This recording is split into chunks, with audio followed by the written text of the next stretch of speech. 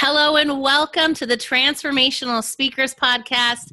I'm your host, Erin Lominjek, and today we are going to be talking about vocals. I love this. It's so exciting. It's one of my favorite pieces that I have been discovering more of in the last year about how to use your voice in a way that deeply connects with the audience, but also how do we even use our voice? What's the main components of that, and how can we use it as an instrument? So today I'm bringing to you Robert, who is the owner and founder of the Vocalist Studio, an internationally recognized voice training school for singing vocal techniques, public speaking, voice consulting, and the Vocalist Studio certification program for voice teachers. Robert is the author and producer of the acclaimed vocal instruction training course and book, The 4 Pillars of Singing. Woo woo! There it is. Robert Lunte helps singers and voice teachers learn how to build strength, motor skills, coordination that takes their vocal and performance skills to the next level using the highly acclaimed TVS method. Vocal coaches and students who attend Robert's trainings learn proven methodology, which gives them the knowledge and skills to offer and sustain an effective and successful singing voice and training practice. Robert and his sponsors have hosted over 65 vocal master classes in over 12 countries. So welcome, welcome, welcome. I'm super excited to have you here today so that we can learn how to use our instrument. Like you said, play the instrument that you were given. Yeah. So welcome. Yeah. Hey, thank you. Gosh, that's quite an introduction. I do appreciate that. And it's just been so fun getting to know you in the last few weeks. And I really appreciate the opportunity to speak to you and, of course, your listeners. And if you guys want to know about how the voice works, how to train the voice, how to get healthier as a singer or as a public speaker, I got some ideas for you. I'd love to talk to you about it. Yeah. I love that. I'm excited. Okay. So, All right. Robert, tell us a little bit about your journey. How did you become this guy? Okay. Well, I was a kid from the 80s that just loved good sort of heavy metal, extravagant, extreme screaming singing. Remember, just Queensryche, Judas Priest, Iron Maiden, Journey. I was one of those guys. It drove my parents absolutely crazy. I loved this singing so much and this way of using the voice so much that it was, I guess that's for the spark that inspired me to then seek training. I eventually found a famous voice coach here in Seattle, Washington. A lot of people from Seattle are familiar with him. His name was Maestro David Kyle. He's passed away in 2004, but he was a very famous voice coach up here. He taught Ann Wilson from Heart, Lane Staley from Alice in Chains, Chris Cornell, Jeff Tate from Queensryche, myself, and lots of really fantastic singers from that maybe never even heard of. Trained for about 12 years. I'm going as fast as I can. And I just really geeked out and loved, I've always had a fetish for singing high notes in sort of a pseudo new age operatic vibe to it with complete control and power. There's something, when it's done right, there's something sort of heroic or even masculine about it that really gets me off and really fascinates me. So not only as a singer and somebody that tries to do that as much as I possibly can, I dedicated my life to learning the techniques to bridge the vocal break and sing high in the head voice and make what used to be for most people sort of kind of a light falsetto sound full, beefy, and boomy. So lots of training. Then I wrote this book, The 4 Pillars of Singing. This is the 5th edition. It's been about 8 years since I wrote the first edition. With this book is literally the world's most comprehensive online vocal technique training program available. So if you're a singer and you want to train and practice, you might know who I am. You may have had my program. It's done well. It's helped a lot of singers on about 147 countries around the planet. Add to that master classes, speaking events, teacher training, and sponsors, microphone sponsors, just everything you can possibly do to get out and reach more singers and help more voices and have fun doing it. I hope that answers your question. I love it. I know that you probably didn't seek out to be a vocal coach, right? That's kind of what we fall into, right? That's a great question. I'm a great case study for the guy that sort of latched on to the thing that found me. I guess there's sort of situational awareness that's required at certain points in your life when you're doing something that you're so good at based on the results you're getting and the feedback you're getting, that you just sort of realize, you know what, I'm just gonna throw in the towel in the corporate world and go full bore on this, write a book, do a course, get after it. That's what I did. I did not set out to be a voice coach. This was not my plan. I've had corporate jobs. I worked for 12 years as an IT tech sales guy, did okay with that, but I just could not deny the fact that I can't lose and stop hitting home runs as a vocal coach. And so at some point, about 8 years ago, not 10 years ago, I embraced it and went after it. Yeah, it found me. It tapped me, and then I just sort of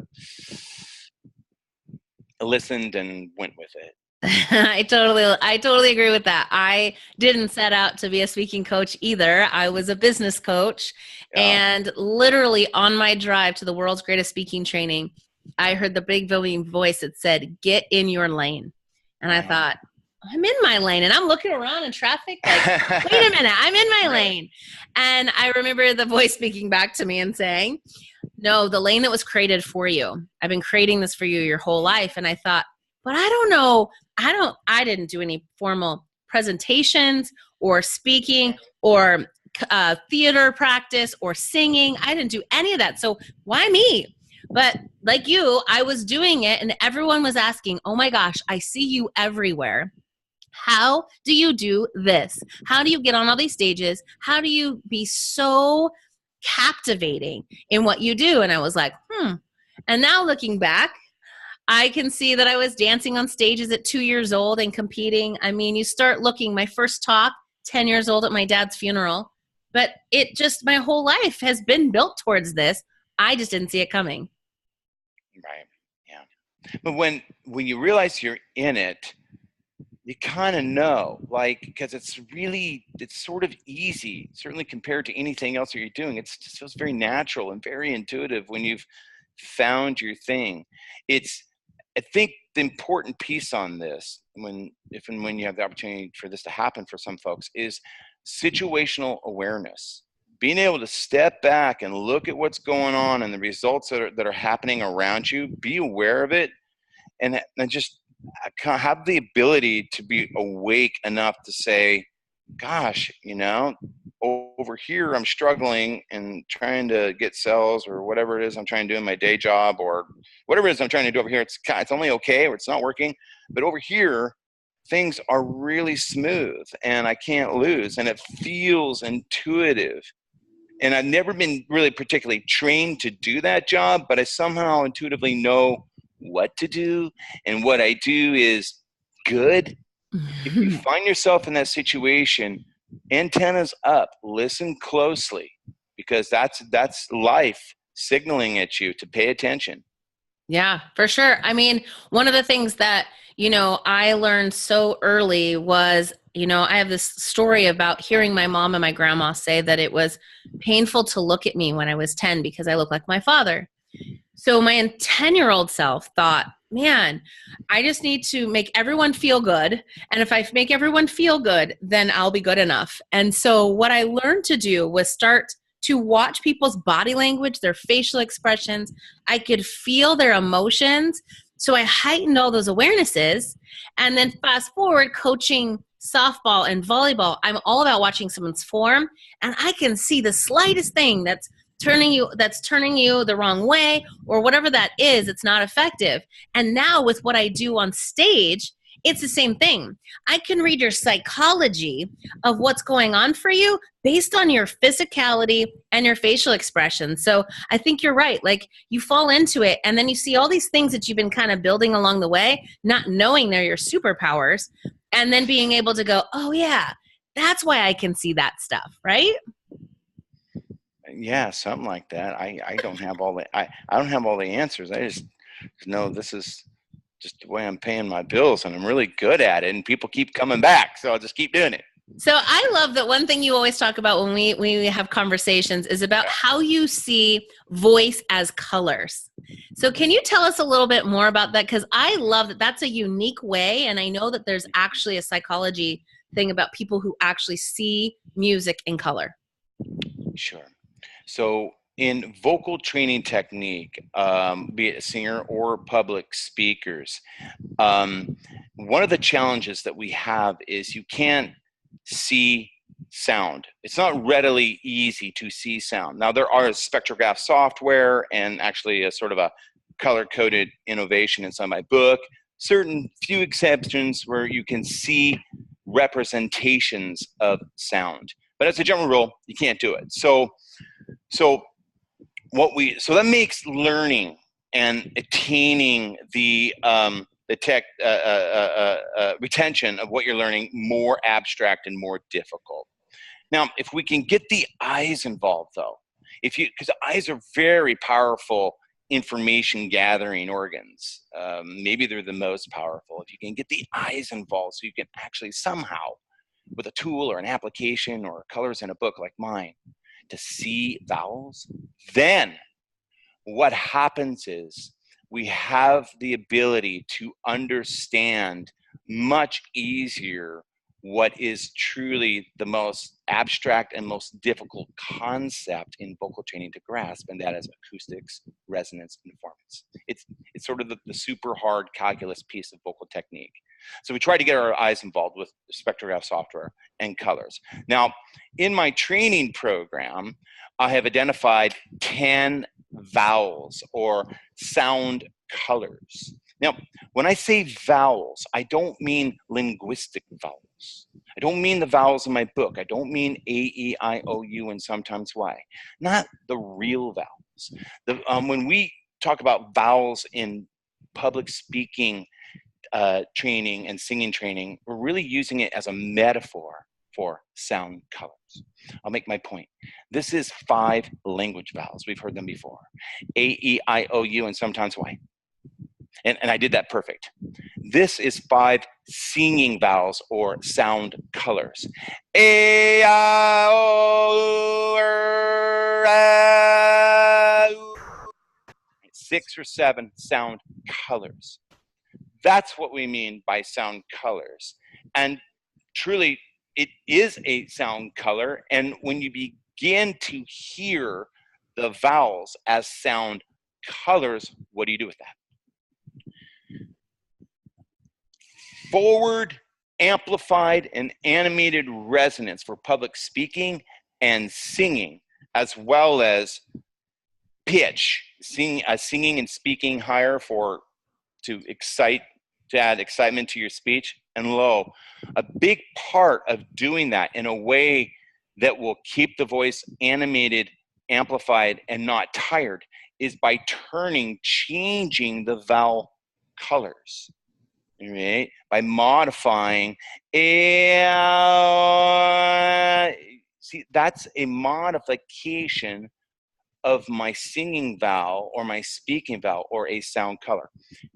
Playing with those color hues as we sing and as we speak moves the resonance. The sound colors are like a steering wheel that move the resonance. So if we're speaking, public speaking clients, we want them to speak more forward in the hard palate and not swallow the resonance down here in the throat. We want to be up here, brighter, being kind of pinging off the teeth in the upper hard palate. So one way we would do that is we would train certain techniques in my program that allows people to shade their speech with a slight color that they and I would be aware of, but the listener really wouldn't be aware of. Just enough to shift and move that resonance to a healthier, more amplified, animated position. Gosh, does that make sense? I mean, yeah. You asked me a question on the most complicated thing in singing technique. Of course, because I want to learn the advanced techniques, right? Yeah. We're no novice here. No, I love that because I think a lot of times people just go, well, I just speak. This is my normal voice. And what I always say is, we're all resonating at the same level most of the time. And we're bored out of our minds from listening to one another. If you feel like you know what the person is going to say next, you become predictable. they check out, take their phone out and start scrolling. They're no longer listening to you. But if you can use different techniques to go up in your tone, down in your tone, use those different resonance and different places, then people don't feel like you're predictable. And when you're not predictable, they're listening, they're captivated, like what's next going to come out of her mouth, right? And I think people don't know that. Well, and that's when you begin to add that prosody that you're referring to, and that interpretation and dynamics in color and in pitch and frequency, and excitement, and even dramatic pause. When you begin to do those things, you begin to then play an instrument. Truly, I'm not trying to be coy and cute with some really. When you've got dynamics, pitch, colors that you're playing with, you're really working with an instrument. And that's what I certainly do for singers, but I'm also doing for public speakers. And I'm more and more just, I'm excited to help public speakers with the same techniques I've been using with singers. And I'm just super excited to get into that and help more and more people. Yeah. So what would be the most important tip for speakers to know how to take care of their voice, or to even notice that they need to start working on it? A couple things. One, you need content, training content to warm up and literally get the tissue, the muscles, the tendons, the ligaments moving inside the larynx system, the vocal folds moving. An athletic training routine, which I can provide. But in addition to just the facilities, the content, most people resonate down here in sort of a dopey, woofy, swallowed throat resonance position down here. And one, it sounds sort of dopey, and two, it's very fatiguing and not healthy. Okay, so just being aware of that. Be aware that you're sort of a dopey throat speaker, and if you are, don't freak out. Don't throw a fit, because most people are. All right. The training helps you to lift your resonance. So, without going into too much complexity, that would be the first thing. Is be aware of where you're resonating. Okay, and most people are resonating in the throat, and you want to lift that and get it more forward in the palate, kind of like how I'm speaking. The resonance and the energy in my speaking voice is in part due to all the training that I've had. And you can see how it's sort of bright, and it's sort of masky and forward and animated. It's not down here and sort of dopey and throaty. Now, this may be really sexy and great for a date, but it's not. I don't know if that'd be great for a date. It sounds pretty dopey. Okay. Maybe be creepy. I don't know. Yeah. Aaron can tell us. But if you're public speaking and you want to command people's attention, you want to get up here. Resonance. Okay. 2, the other thing is we need to do workouts that help people learn to get vocal fold compression. What I mean by that is left vocal fold, right vocal fold compressing at a healthier, more responsive, and more more efficient way than what we get in speech. Listen, speech is a lazy vocal mode. It's a lazy position for most people. And so when you start the training and the routines, you end up kind of getting your speaking voice off the couch and running around the track and moving and getting healthy again. So resonance and waking up the musculature involved to get better compression on the vocal folds so that you can amplify your resonance better. Now, there's a lot more to it, but those would probably be the first 2 things that you'd be working on with most public speakers to make them speak in a more exciting and interesting way. Yeah, I think it's, I do my vocal warm-ups every morning. I do them in the car as I'm going to a talk. I make sure that's what I do. If I'm going to sit here and do podcasts, I did my vocal warm-up this morning, and what you start doing is, even if you don't know what you're doing, you start to see that when you're being led through a scale, right, you hear the different sounds that your voice can make that you normally don't make. So then you start to feel what it feels like inside your throat on how different sounds are. Because like I say, most of us as humans have about 3. Our main talking voice, that's the normal voice that we use every day. Then a baby comes crawling in and you're like, oh my gosh, hi baby, we go really high. And then we tell them they're in trouble and we want to yell at them. No. So that's it. As humans, that's how we're communicating, and we're all bored with each other. So if you can learn to feel that there's different stages and different levels in your voice, different, pitches, tones, all of those things, you start to be able to play it and master it and start to really take people on that journey, right? As you walk up the stairs or walk down the stairs. All of those things can elicit emotions in people based on those sounds. And so the resonance, you feel the vibration, but then you're like, ooh, she's getting really quiet right now. She's about to tell us a secret. Yeah. Right? So you bring them in. And then you might want to use a lot of volume to really talk about something else. And people are like, wow, it's so captivating. Really, it's not that difficult when you practice. So vocal warm-ups, I swear by them. Absolutely. For sure. What you're describing is the process of kinesthetics, or learning by doing, learning by feeling. And singing and public speaking with an amplified animated voice can only happen when you put your voice into these, we'll call them abnormal or exotic positions for both art forms enough times that you can make a connection, make an association, then you build the motor skills and the muscle memory, and then it just becomes the thing that you do. So yeah, you're talking about kinesthetics, and that's a big part of what the training and the content and the skills and the things that we work on are for. I love that. So if you were to say that there is one, I know that, in public speaking, we're used to the Bueller, very boring, very monotone. We know that one sucks. What are some of the other ones that are really annoying as an audience member, so that people can actually sit there right now and listen and go, oh yeah, I remember hearing someone like that? Because I don't think people are realizing that it's the sound of the person's voice that's lulling them to sleep or annoying the crap out of them. All right. Well, that's a really good question. The sound colors that you previously described, the three colors, have sort of been studied, not only in my book, but in some other books. We call them physical vocal modes. They have other names, and I can share it with you maybe perhaps another time. But you're onto something. Now, getting to other sound colors that are symptoms of vocal stuff that's going on inside that is not favorable would be.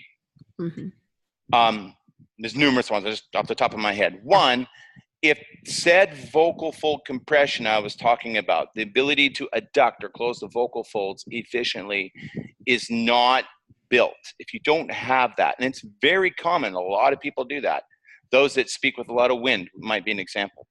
Also, those that speak with sort of a grind, sort of a grindy air in their voice like that, really unhealthy, and that's a symptom of not having healthy vocal fold compression. So a grind, one.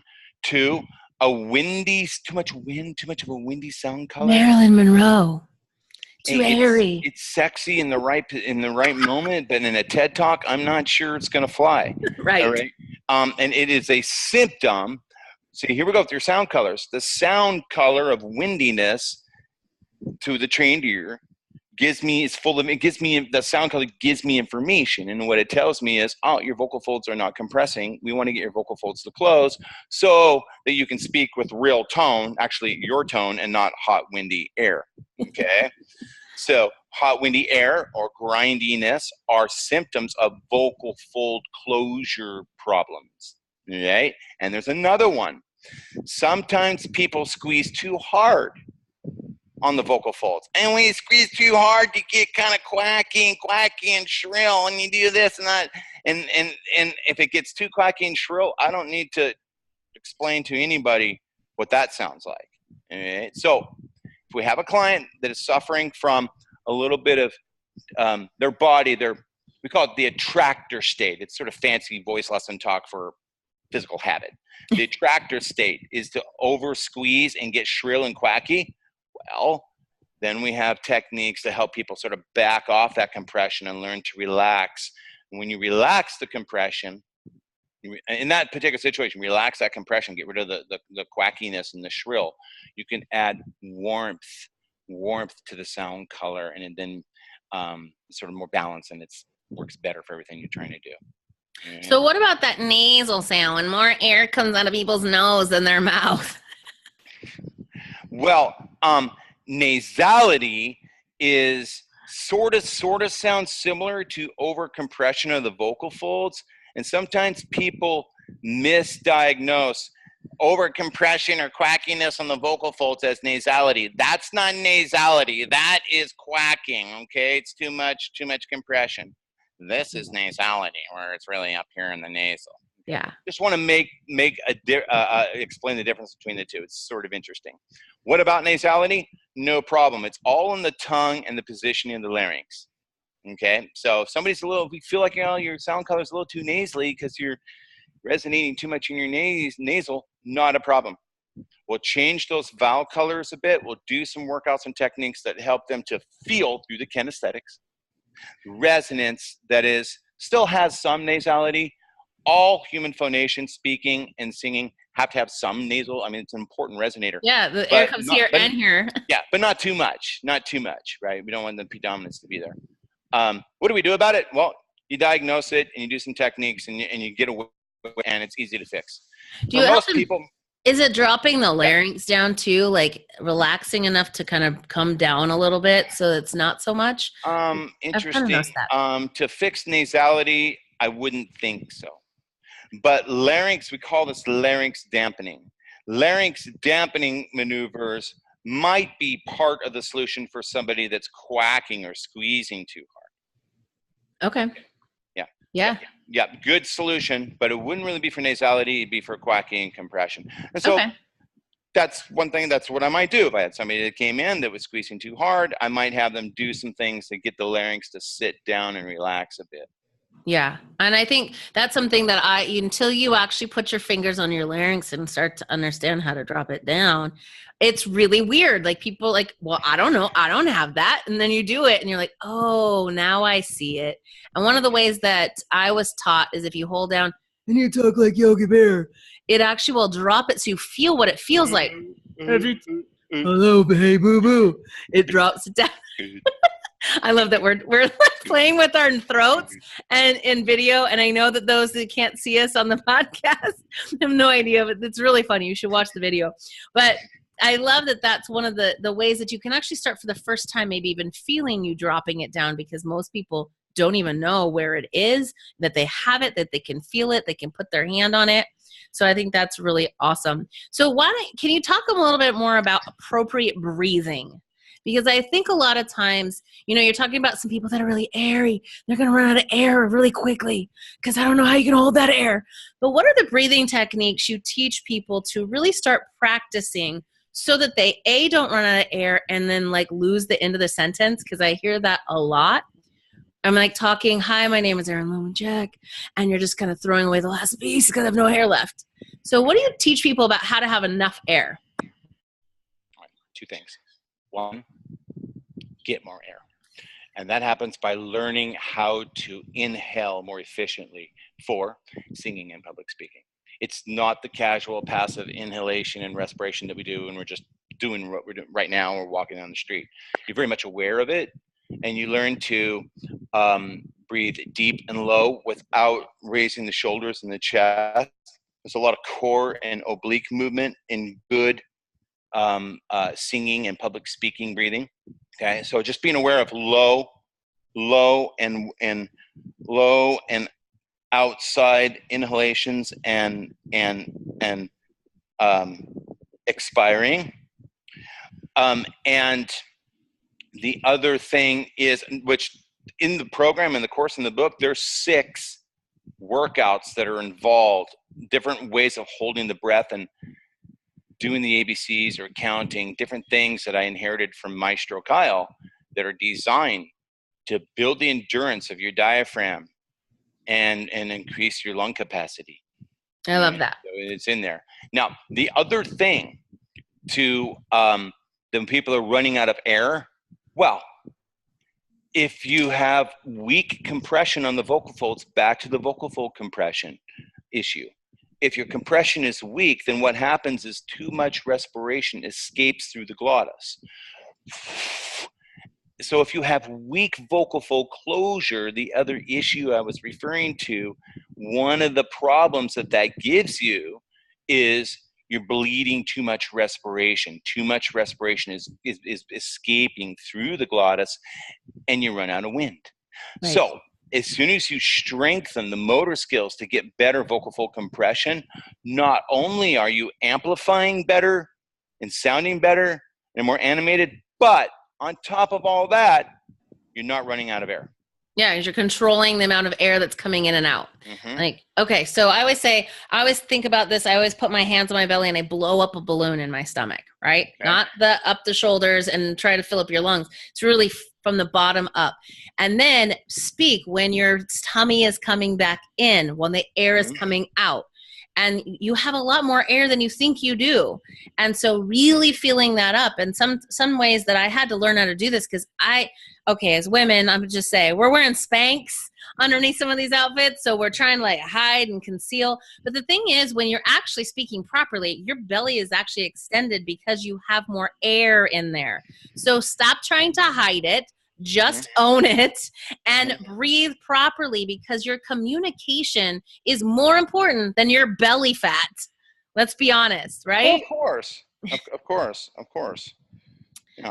So this is the breathing exercises in my book, and there's an accompanying video that goes with it. 6 of them right here. Breathing's super important. I like this idea, something to fixate on, I think, that is interesting, again, to the compression. If you get better vocal fold compression, you get 3 benefits in one. If that's not, I hope that's coming through for the audience if they're getting this. I'm no longer running out of air. That's great. And I've got real tone amplifying my upper vocal tract, and I've got like real formant energy, real resonant energy that I can move and manipulate. I love it. All right. So I always love to ask, what is a tip or a hack that you think could help speakers, get on bigger stages, more stages, whatever that is for you? Like, what was it that you started to really amplify your reach out in the world on getting on more stages? From a practical perspective, there's partnerships and sponsors and other voice coaches that are part of my team. So I guess in some sense, partnering with companies that are interested in what you're doing, and also working with a team of certified instructors. Not everybody has that, so or quick access to that. So another thing you can do that I recommend is get in front of a camera. Get in front of a camera. If you have a nice camera, great. These days you really don't need one. Just use your iPhone and start making videos of yourself speaking. Find a topic to talk about and practice being able to talk about the topic, teach a lesson in one take without stuttering and stopping. Right. And I've done thousands of hours of that. There's been 1,000 videos recorded for the program, and then I have a big YouTube channel and things like that. And it just, after you do it for a while, you get good at it. Yeah. And then when you get out into a public stage situation, it's just like being in front of a camera. At least it is for me. So if you don't immediately have that opportunity, get in front of a camera, make videos. Yeah, I totally agree. I mean, right now, live video is what's selling. So Facebook Live, Instagram stories, YouTube channel, do the YouTube Live. All of those things are so important and right at your hand, right? You could be speaking to thousands. How many people do you have in your Facebook profile? I have 4,500, right? So how could every day I be speaking in front of 4,500 people? I'm going to get better. And I'm going to learn to figure out what works, what doesn't work. And one of the things I wanted to ask you about is, I know a lot of people hate listening to their own videos or watching their own videos. What advice would you give them about listening back to themselves? And because I know the way that we hear our own voice and the way that it comes out of a speaker sounds totally different. And it's hard for people to realize what's really going on for them. That's for sure. That's a good question. Two things. One, most people, in my experience of teaching singers and public speakers for about 15 years, most people think that they sound bad or worse or more goofy than they actually do. Very rarely are they accurate when they criticize themselves. And I think that your listeners that are listening to this, you need to own that and hold that dear or that close. If you think you sound really awful and you sound terrible, it's most likely it's not nearly as bad as you think it is. Part of that attitude or that response comes from fear of the unknown. So when you see yourself on camera and you're hearing the sound color of your voice through a microphone or through a PA system, or in my studio in a different amplified environment, it's new, it's different. And add to that, it even feels a little new and different sometimes because you're on different pitches and things. And when people don't really know for sure if it's right or not, when there's a little bit of confusion on a subconscious level, fear begins to manifest, and fear can take different forms. And one of the forms of fear for speaking and hearing ourselves is, I don't like it, it's not good, I don't like it. Right. And so just be aware of that. Just simply be aware of that and stop it. 2, the other thing is train, practice, do the things that I'm advocating in my book, in my course that Aaron and I are working on. Get in front of a camera, and the better you get, the more confidence you build, and the more truly real your improvement is. Make sense? Just put your face to the wind, face your fears, get over yourself, and do the hard work. And slowly, just like anything in life, slowly but surely, it starts getting a little better, and you'll come to a point where, like, yeah, I'm proud of that. That was okay. That's better. That's good. Yeah. And I think, the other fear is being judged about your voice, right? Okay. I mean, you're thinking in your head, oh my gosh, I sound terrible. People are going to hate this, right? So the fear also comes from the psychology piece of, I'm so afraid to share my voice because people are going to judge me. And guess what? They're going to judge you no matter what. And so you have to let that go. You have to just know that if you're out there making a difference in the world, people are not going to like you. Not everyone's going to like you. Not everyone likes me. And it's okay because they're just not your people. And you'll reject the people that aren't supposed to be your people, right? They're not your tribe. They're not your clients. They're not the people you want to work with anyway. So don't worry about them. Only worry about the people that you do want to attract. Those people will love your voice and love your message and won't care how you think you sound. And I've heard that a lot of good point.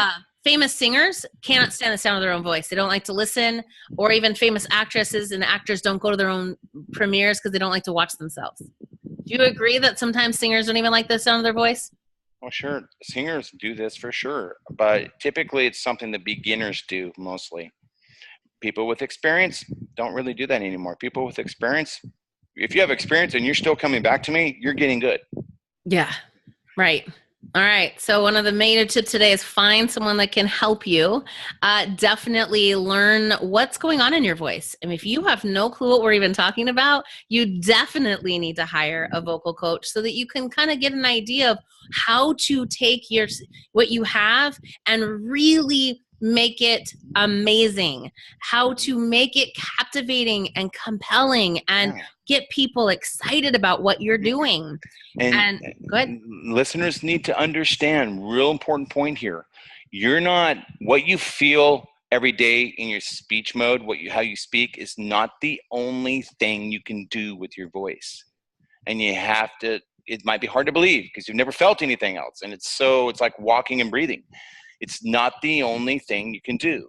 Singers don't sing with in speech mode. That's not what singers are doing. It's entirely the same system, but it's entirely different, radical set of muscle movements and vowels, and same for public speakers. So just know that if you don't like what you're doing, it can be changed. I can do it. I can pretty much guarantee you. Just get in front of me. Yeah. So I always talk about when fear does come up, because we're talking about fear. When fear does come up, I Okay. always say that I like to go back and I borrow confidence from my future self to step into the next unknown that I don't know, my next big goal, my next big step. And so if you were to have your future self in front of you, what would he tell you about what you're doing right now? About what I'm doing right now, my future self. I think my future self would, I thought about this question. In some sense, I think my future self would say, Robert, more or less, keep doing what you're doing now. Not certain things that you were doing before, but as of July 27, 2018, stay on that path. Just a little bit of a window to my personal life and stuff. I've kind of got my bleep together a little bit more than from the past. And I think really, speaking with you, Aaron, and meeting you and working with you is part of that new path. And I think the me of the future would look back and go, yeah, reaching out to Aaron and introducing yourself and working with Aaron to find an opportunity to help public speakers was a really good idea. Keep doing that. Yeah, I like your future self. He's pretty cool. Yeah. Well, thank you so much. How can the listeners find out more about you, your programs, your book? Tell us some places for them to go. Okay. Well, my flagship website is at thevocaliststudio.com. One singer, thevocaliststudio.com. If you click purchase, you see a drop-down menu, and you'll see some options there: course, book, lesson. And that's the way you can get in touch with me with the course and the book, and we can work on your public speaking. So that would be one way to just get to the program and get running on this. I'm also available on the same website. Give me a phone call or send me an email. Awesome. Thank you so much. I really appreciate you being here and sharing all of your knowledge. I'm excited to learn more from you as you are from me. So it's going to be an amazing ride, because there's just so much that we can do and we can help more people. I mean, one of my goals is to help 1 million people, serve 1 million people in this world, so that we really can shift and change the paradigms on this planet. And your voice and your message is really important. So thank you so much, Robert. I appreciate you being here today. And I want to thank everyone else. Thank you for listening and tuning in. This is the episode before we get to some more good stuff about really digging into your content and speaking. So tune in next week and we'll find out more about content of your speaking. Thanks so much for tuning in.